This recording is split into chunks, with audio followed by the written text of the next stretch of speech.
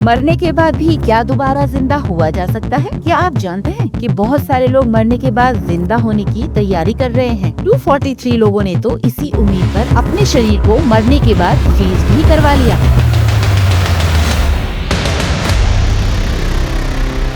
और भी बहुत लोग मरने के बाद अपने शरीर को फ्रीज करवाना चाहते हैं। इसे कहते हैं क्रायोनिक्स। अगर कोई इंसान मौत की कगार पर खड़ा हो, उसके पास समय कम हो, तो वो खुद को मरने के बाद फ्रीज करवा सकता है ताकि 100 साल बाद वह दोबारा जिंदा हो सके।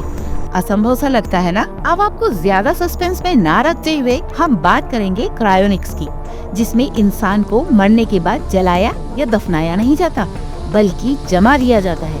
इसमें मरने की तुरंत बाद शरीर को बहुत ठंडे टेम्परेचर में सेफ रख दिया जाता है, इस उम्मीद के साथ कि फ्यूचर में जब साइंस बहुत तरक्की कर लेगा तो इनको जिंदा किया जा सकता है। इसमें बॉडी को -196 डिग्री सेल्सियस तरल नाइट्रोजन में रखा जाता है। अपनी बॉडी को फ्रीज करवाने में कनाडाई लोग सबसे आगे हैं।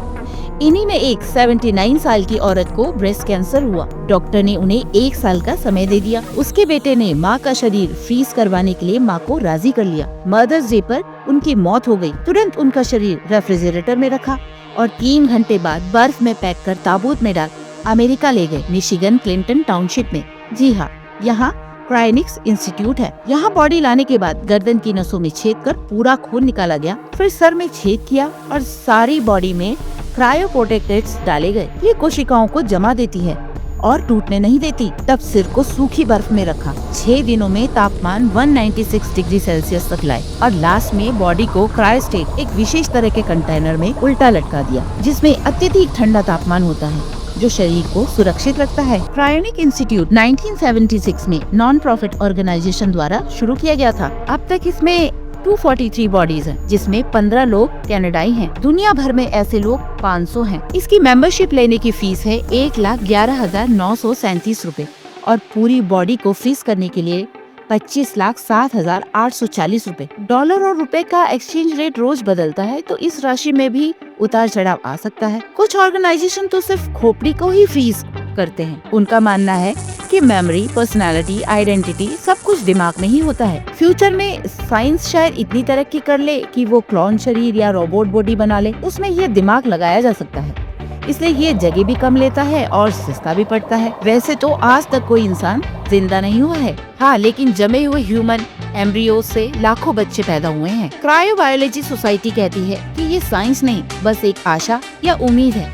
वे कहते हैं कि ये ऐसा है जैसे हैमबर्गर से गाय बनाना, पर फिर भी उम्मीदें इसलिए हैं क्योंकि कुछ सुअरों में मौत के बाद भी कुछ कोशिकाएं एक्टिव पाई गई।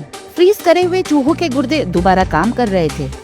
46,000 साल पुराना कीड़ा साइबेरिया में जिंदा कर दिया गया। फ्यूचर का सपना ये है कि आर्टिफिशियल इंटेलिजेंस, नैनो रोबोट्स और नैनो टेक्नोलॉजी से एक एक अणु को ठीक कर शरीर को दोबारा जिंदा करना। पर कुछ आलोचक कहते हैं कि अगर 100 साल बाद जिंदा भी हो गए तो उनकी पहचान खत्म हो जाएगी।